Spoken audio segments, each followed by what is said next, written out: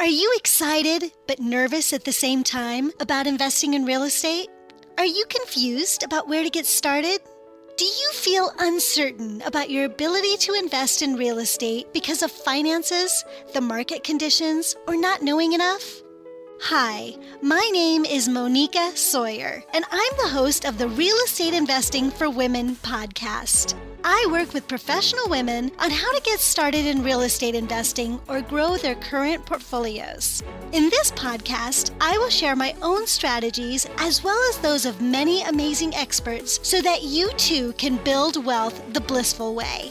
That means building wealth on your own terms, part-time, with very little stress. To get started, download your free report on my personal favorite strategy at blissfulinvestor.com. Hello, everyone. Welcome to the Real Estate Investing for Women podcast, where we focus on all aspects of real estate investing, including strategies, mindset, emotional mastery, money smarts, and so much more to ensure your success. Today, I am so excited to welcome our show guest, Morgana Ray. Money goddess Morgana Ray is a 10-time international #1 best-selling author with over 22 years as a pioneer in personal development. She is widely regarded to be the world's leading relationship with money coach. Ask Siri. And Morgana's groundbreaking program for creating wealth has featured her on ABC, NBC, Fox, Yahoo Finance, The Wall Street Journal, and hundreds more. As a thought leader on the topic of wealth and relationship, she's been a featured expert on programs with Deepak Chopra, Ariana Huffington, Marianne Williamson, Bob Proctor, and many others.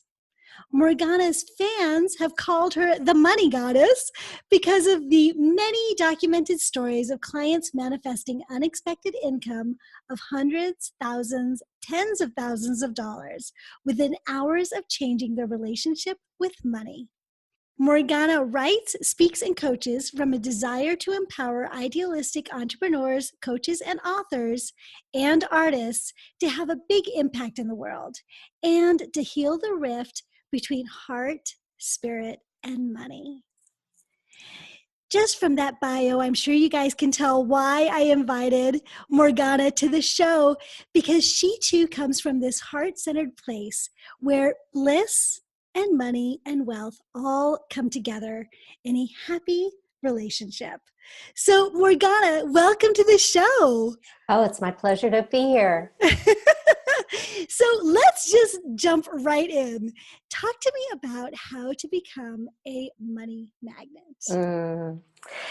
You know, the longer I do this, the more convinced I am that when we are pursuing a goal and we're taking the classes and we're taking the actions and we're doing all the things that we've been told we're supposed to do, and I put that in air quotes for those listening, and we aren't getting the results that we should be getting.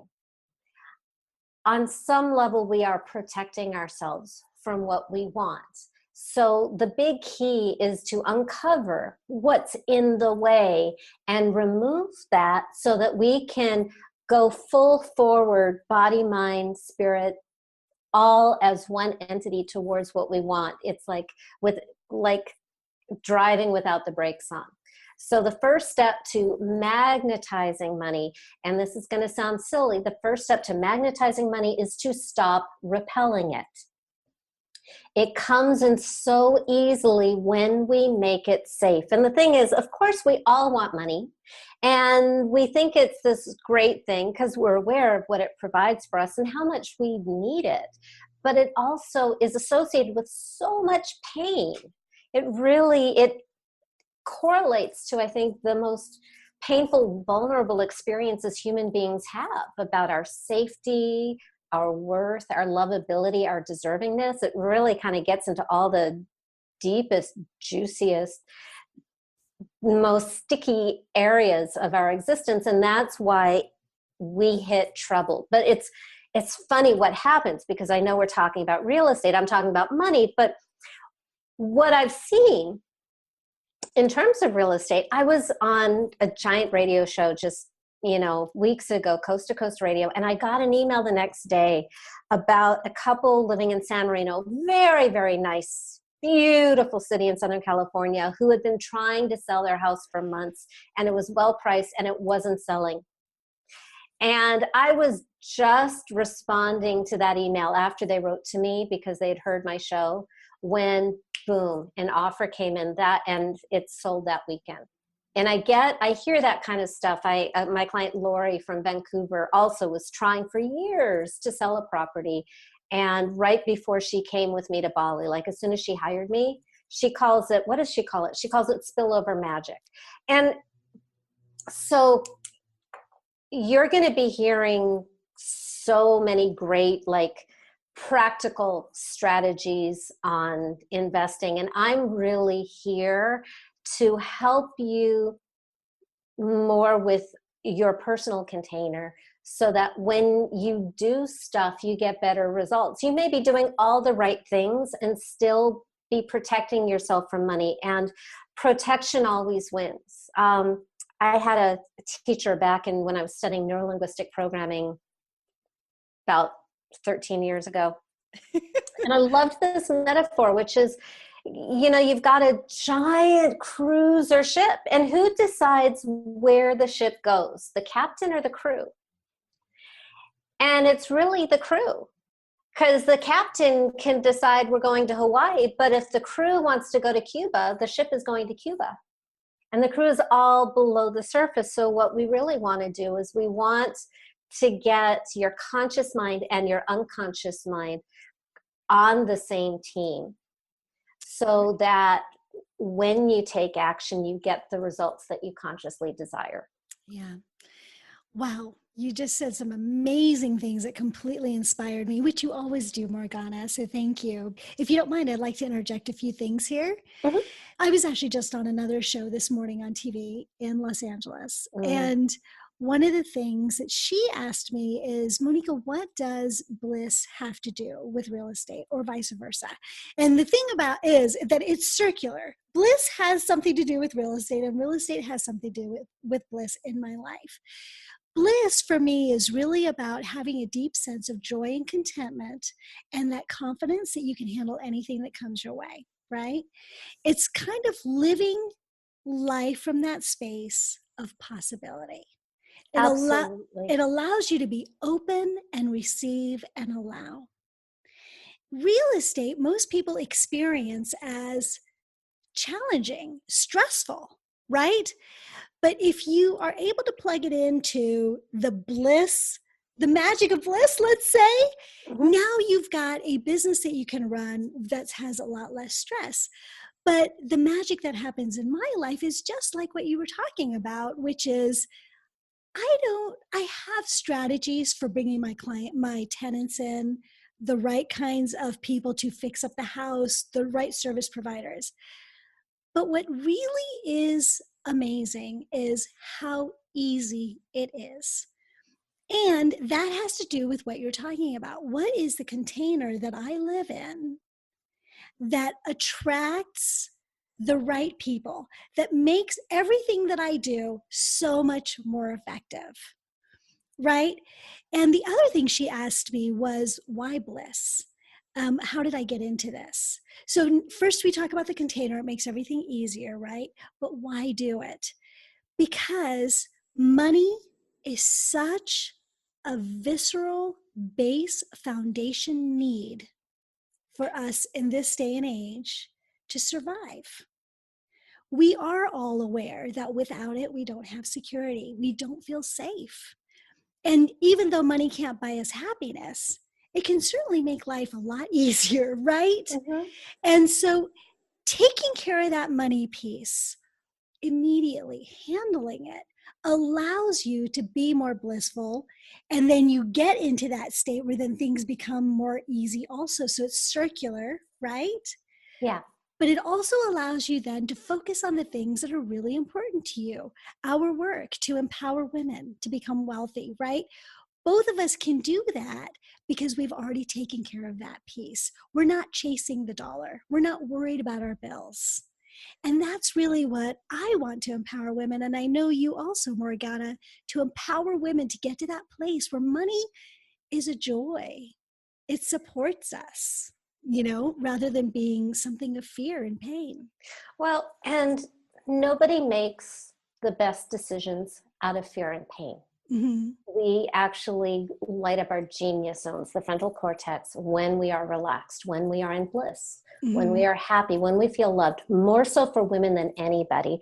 Another thing that I've found coaching women for so many years is that when women feel safe financially, when we feel safe in the world, we become softer. We become very, very attractive, not just to money, but also to love. Mm-hmm. Because when we are feeling anxious, we harden, we get our armor up, we're focused on money. And by the way, that is true when you've got zero in your bank account and when you have $100 million in your bank account, because I've coached both ends of the spectrum. Mm-hmm. We become softer and like honey to all that we desire when we feel safe and loved. The trick is you can't just skip to bliss. There's a process to go through, because if you are in pain and anxiety, there's a reason for that wants to get your attention, that needs to be addressed. And that's why I have a 6-step process that I call financial alchemy, to take you from this money monster of scarcity to a new relationship with money, which I call the money honey of abundance. So you are actually experiencing money as a love relationship, and not that really icky biblical misinterpretation, because actually this is not even what the Old Testament says. The Old Testament in the original Aramaic does not say that money is the root of all, or it does not say the love of money is the root of all evil. What it actually says, because I have a girlfriend in England who took a class on ancient Aramaic and then called me up and told me, it says that obsessing over money will cause problems. And I'm the first one to say, yeah. That is so true. Yeah. Are you kidding? Absolutely. When I talk about love, I'm really talking about real love. The kind of love that does not place money or things over people, but the kind of love that makes us loving, makes us generous, makes us happy, makes us noble, makes us better people. So what I do is Monica, is I actually imagine money as a human being, because when given a choice, I'm just built to prefer people. I know how to have a relationship with people. Money, when it's an abstract concept, like it's a tool or it's energy or it's a number, does not work on me as passionately as when I see a person in need or somebody that I love. So I had to actually make money a person to change my relationship with money and change my results. Back in 2003, the very beginning, I was living in Los Angeles, and I already had a bunch of movie star coaching clients and directors, and I was specializing in entertainment. I was really well known, really well respected, and at my low point, I was living in Los Angeles, struggling to make $100 a month, which is crazy. It's, one of the most expensive cities in the world. And it didn't have to do with my marketing was spot on. My coaching results were great. My testimonials, it was like I had this invisible superpower to repel money. And I had one of those super dark nights of the soul, trying to figure out what was causing this, because it did not make sense on paper. I was doing everything right and everything very well, and coming up zeros, people pulling out at the last second over and over again, kind of getting my attention, which I think is what money does. It's like a spiritual teacher that really gets your attention. And in that dark place, I made a decision that, at least for me, money had to be my next area of spiritual growth, because I'm from Southern California, so spirituality comes natural. And the other piece was, I wanted to find out what was going on inside of me that couldn't be with money. And it was really, almost immediately after that, I had my next coaching call with my coach, which is weird because I'm not making any money, but I'm still working with a coach. Thank goodness. And he had this moment of inspiration where he was hearing my tale of woe, and I was really in a black scared place. And he asked me, Morgana, if your money was a person, who would your money be? And that was the question that changed my life. Because instantly I saw in my mind's eye this big, scary, dirty, violent biker who caused fights and terrified me.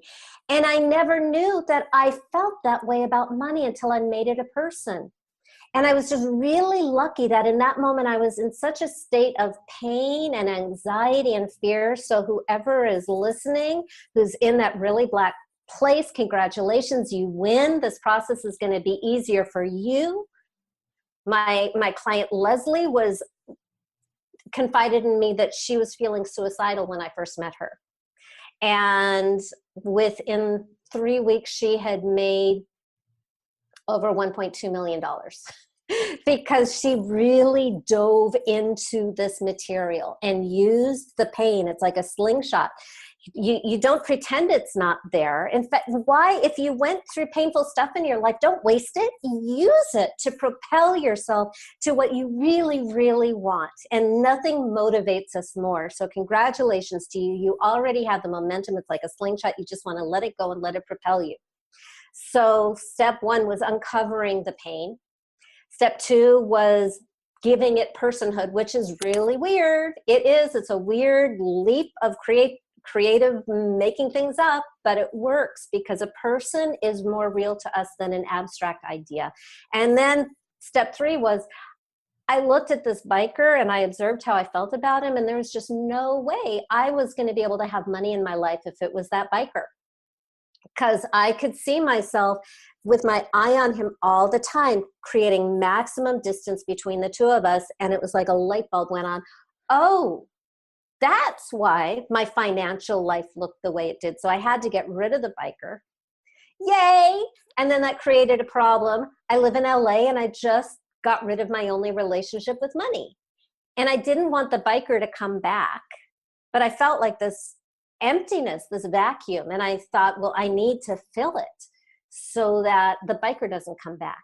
Now I just have people like destroy and kill and slaughter the monster in really dramatic, over the top ways. But at that time, it was just enough to break up with the guy. So yay, got rid of the monster. And oh heck, now what? So I asked myself, well, and you know, ladies listening, if you've ever broken up from a relationship that was really abusive, you know that we are not in any hurry to get back into a relationship. So I was really feeling gun shy, like, I don't know, this whole money thing has been a source of pain for a really long time, caused fights in, you know, my family, and I felt like such an inadequate loser because of it, and I just would rather not have to have a relationship, but I have to. So who could I want in my life? Who, as a person, would be so wonderful that I'd be willing to be with this person even if it was money? And by the way, that is a really magical way to frame it, because I didn't know I was doing this at the time, but it only works this way, is when you put the relationship first, when it's not about the cash or what this person can do for me, this object, when it's just like, he is just so cute and sweet. Oh, my heart is melting. And so I asked, who would I want in my life so much? And again, you know, hallelujah for an overactive imagination. But this tall, dark, handsome, sweet, clean-cut young man in a tuxedo carrying a bouquet of red flowers just popped into my mind's eye. And he was in love with me. And I'd been breaking his heart for years, pushing him away while he wanted to be with me. That's, by the way, step number 4 is you meet your money honey. And I could feel how much he wanted to be with me, which blew my mind because that was really weird. And I also felt how much I had hurt him, and I didn't want to hurt him. And so I asked him, what do you need from me so you can stay with me?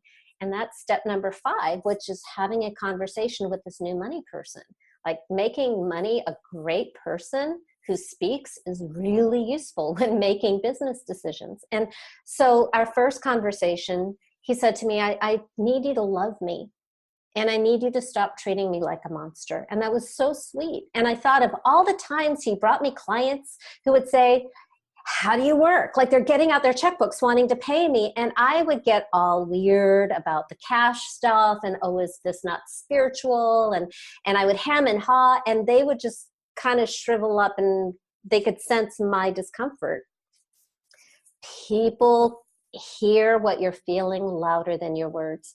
And so I just thought of every time I had rejected his gift, and I felt like such a heel, and I didn't want to do that to him. So I made a promise that next time he brought me a gift, which usually looks like somebody who wants to hire me, I would say thank you. I would state my fee with the subtext, isn't he adorable? And shut up, which like is so hard, as you can tell for a female. Just be quiet and let them make their own decision. Most of the time, they talk themselves into it. And so I made that commitment. Step number 6 is commit to concrete, measurable action. And the next day, 4 people called me out of the blue, wanted to hire me, and hired me for double what I'd ever charged before in my life. And it just kept coming and coming, and I've made millions of dollars. This girl who could barely make $100 a month. And then I learned how to do it for other people, and their results have been even bigger. It's so interesting. So you had, clients that came to you and you made all this money that way, right? But it really does work in real estate too. And so let me just sort of show you sort of how this has worked in my life. I have a very similar concept as Morgana. Hers is really, really good, and I highly recommend you guys go check it out. But I've got my own ways of doing a very similar thing. And I have a very, very sweet, loving relationship with money. It's my best friend. We have conversations all the time, that sort of thing. But I never had this conversation about you're treating me badly or anything like that. So that's really interesting, Morgana. I'll try that. But but what has happened for me is that I'll just say, I really want the perfect tenant for this house. And like you, I'll get 4 phone calls. Because I've gotten 4 phone calls, now I can raise the rent. You know what I mean? And so things just become, it's like it starts to fall in your lap. I don't run Craigslist ads anymore. I don't put anything up on Facebook. When I have a vacancy, it's filled almost immediately. Either the tenant finds me somebody, or they've heard about me, or someone who had heard about me a long time ago suddenly needs a place. It's like, it is really fascinating that once you're open to this, and once you have a really sweet relationship with money, that it just kind of, it takes care of itself. It comes to you like you're like a bee to honey in a way, wouldn't you say?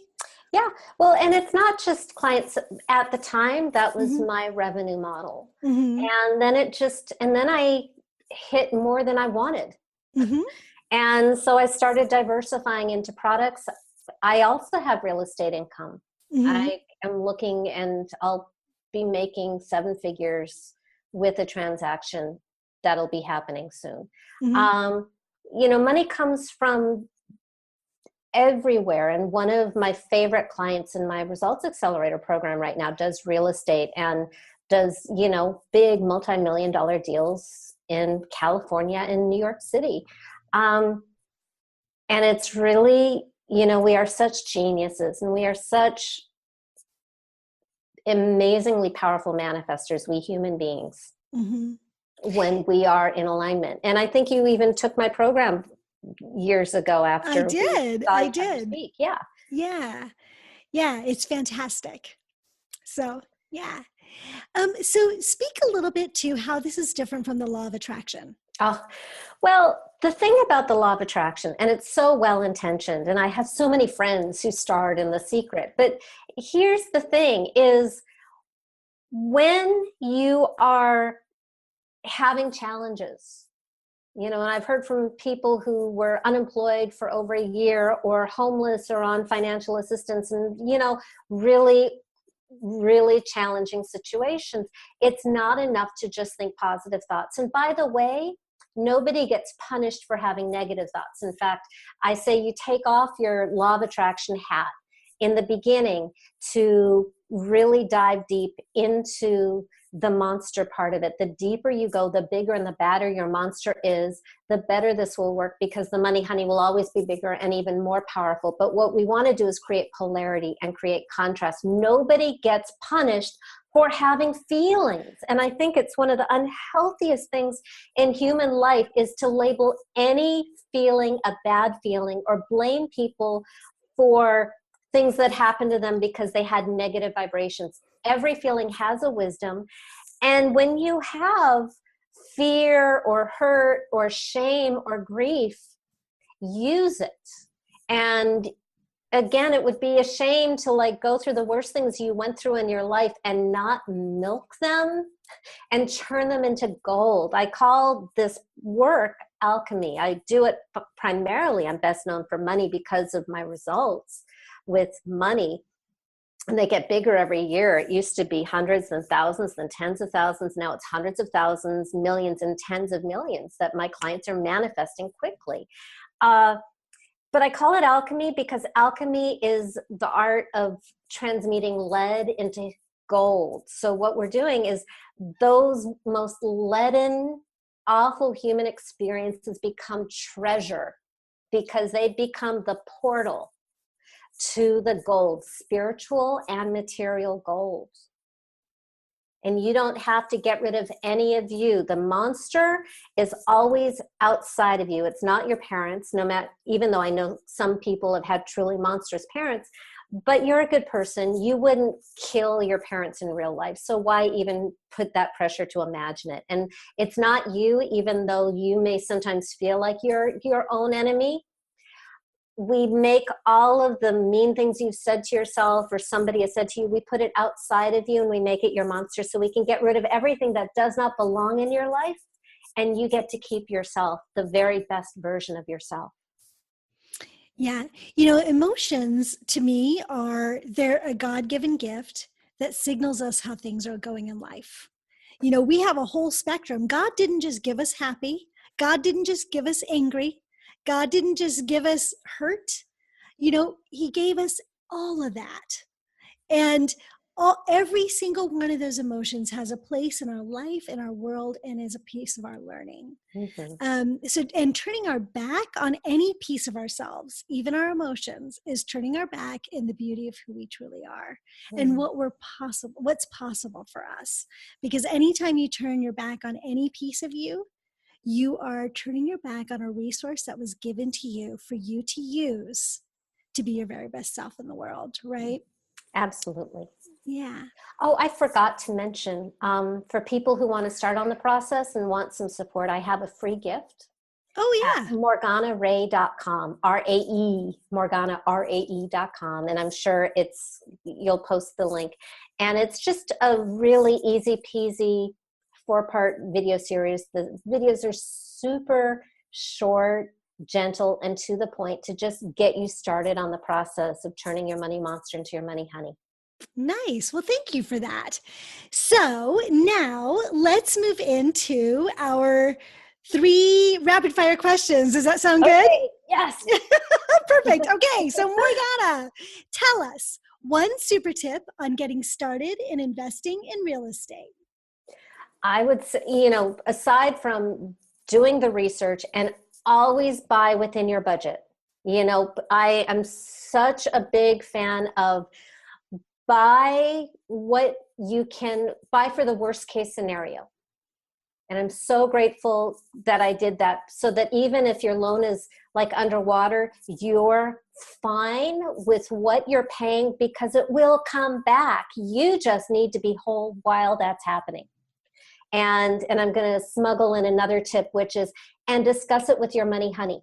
Like, get rid of the money monster. You can't talk to both of them. You will not get a clear answer, but talk with your money honey. Sometimes things look so good on paper and there's something going on that you are picking up on in your body and your intuition, especially women, that you consciously will talk yourself out of, but your money honey will say no. So talk to your money honey. Nice. Thank you for that. Okay, and tell us one strategy for being successful in real estate investing. Don't sell. I love watching those house flipping TV shows. Oh my God, it's my guilty pleasure. But if all those people who were flipping houses over the last 20 years had just held on to their houses, they would be so much richer. Rent it out, keep it, just don't sell. Yes, and develop the strategies to make that whole process really blissful, right? Like hold it and make it blissful. Don't allow it to be something that's stressful for you. Yeah, but be picky about who you rent to. And I think you were talking about that. Really have a sense of your ideal tenant and hold out for that. Yeah.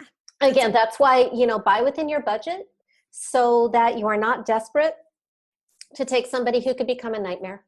Right. Really good advice. Okay. And so Morgana, tell us what one daily practice that you would say contributes to your personal success. Well, it's funny because I created this online program, kind of combination of online app and coaching program last year, and then put myself into it 2 months ago because I need the practice myself. And so study after study after study shows that human beings perform better with witnesses. So it's a group of, each group is 12 people or less. And every day I log in and I answer what is my top priority that I'm setting with my money honey, what I'm going to do, what I did, and other questions to kind of work me through the day and what are my negative thoughts, what does my money honey say about that, to flip it around and get the wisdom. And I do that every day religiously, and all the other people in my group my own clients get to see my answers, so they see how I use it. And I multiply my productivity and my money when I do that. There are 3 things. We perform better with witnesses. Whatever we measure grows. So when I'm measuring my activities and my productivity and my money, it grows. And the third piece is taking baby steps, little micro actions. Build up over time, and that's really how you get rich, and that's how you get successful. Movie and TV is all about grand gestures, but real life is about taking the next step in front of the next step in front of the next step and getting as much positive reinforcement, attention, love, and celebration as you can along the way. That's awesome. Thank you for that. Morgana, this conversation has been so awesome. As usual, you shared way more information than I expected, so thank you for that. My pleasure. And everyone, thank you for listening in and joining Morgana and I today. And I'm looking forward to seeing you on the next podcast. And until then, remember, goals without action are just dreams. So get out there, take action, and create the life your heart most deeply desires. See you next time. Bye. Thank you again for joining me on the Real Estate Investing for Women podcast. If you love this show, please subscribe, rate, and review it on iTunes. As women, we need to support and empower each other to build wealth and live joyful lives. Your support of this podcast by subscribing, rating, and reviewing it will help other women just like you learn about building blissful wealth through investing. And remember to download your free report so you can get started on your investing journey at blissfulinvestor.com. See you next time.